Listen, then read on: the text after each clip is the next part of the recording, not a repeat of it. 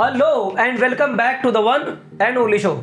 और मैं हूं आपका the one and only Shah.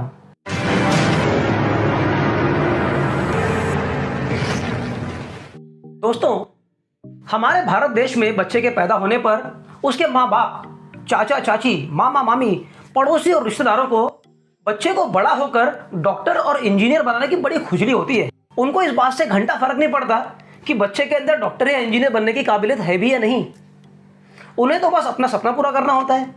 अब माँ बाप के सपने पूरा करने के चक्कर में बच्चा अपने खुद के सपनों को दफनाता है और किताबों की दुनिया में खो जाता है। उसको बड़ा होकर डॉक्टर इंजीनियर जो बनना है। पढ़ लिख कर बच्चा इंजीनियर बन तो जाता है, लेकिन बाद में उसको पता चलता है कि हमारे देश में इस क्वालिफिकेशन की तो कोई औकात ही नहीं है। डिग्री कंप्लीट करने के बाद जब वो एज ए ट्रेनी कोई कंपनी ज्वाइन करता है, तब उसको पता चलता है कि उसका कितना बड़ा वाला चूतिया घटा है।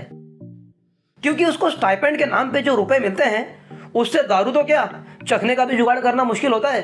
भारत में एक इंजीनियर को जो सैलरी मिलती है, उससे कहीं ज्यादा रुपए हाजी अली दरगाह के बाहर बैठे एक फकीर के कटोरे में आते हैं। अब ऐसे में होता क्या है कि वही इंजीनियर देश छोड़कर कभी इंग्लैंड तो कभी अमेरिका, कभी दुबई तो कभी आजकल ट्रेंड में चल रहे कनाडा की ओर अपना रुख करने लगते हैं।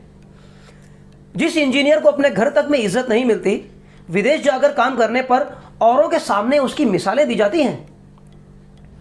और जब वही इंजीनियर विदेश में सेटल हो जाता है, एनआरआई बन जाता है और किसी बड़ी कंपनी का मैनेजिंग डायरेक्टर या सीईओ बन जाता है, तो हमारे देश में लोग, सरकारें अपना सीना चौड़ा करके कहती हैं कि फलाने भारतीय ने दुनिया में भारत का झंडा गाड़ दिया।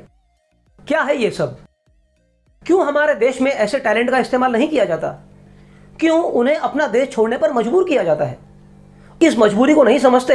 वो ये कहते फिरते हैं कि हमारे देश के डॉक्टर इंजीनियर पैसों के लालची हैं, जो पढ़ाई लिखाई तो हमारे देश में करते हैं, लेकिन पैसों के लालच में विदेश चले जाते हैं। अब उन ना समझो को कौन समझाए कि हमारे देश में इलेक्ट्रिकल इंजीनियर से बंद पंखों की मरम्मत कराई जाती है। हमारे यहां मैकेनिकल इंजीनियर्स को प्लम्बर बना दिया जाता है। आज के टाइम में अगर किसी भिखारी को 1 रुपए का भी कॉइन थमाओ ना, तो सामने वाले को अपने से बड़ा भिखारी समझता है। ऐसे में आप अगर किसी इंजीनियर को इस तरह से ट्रीट करोगे तो सोचो उसके दिल पर क्या बीतेगी। तो बात सिर्फ इतनी सी है कि विदेशों में बसे भारतीय अगर कोई बड़ा काम करते हैं तो उस पर प्राउड फील करने के बजाय ये सोचिए कि अगर वो लोग ये काम अपने देश में, अपने भारत देश में रहते हुए करते तो क्या मजा आता। गूगल का सीईओ इंडियन हो या पेप्सिको का, सोचने की बात यह है कि हमारे देश की जीडीपी पे उससे क्या फर्क पड़ता है। वैसे आपको इस बारे में अगर कुछ कहना है तो कमेंट सेक्शन में आइए और हमें बताइए कि इस पूरे मामले में आपकी क्या राय है।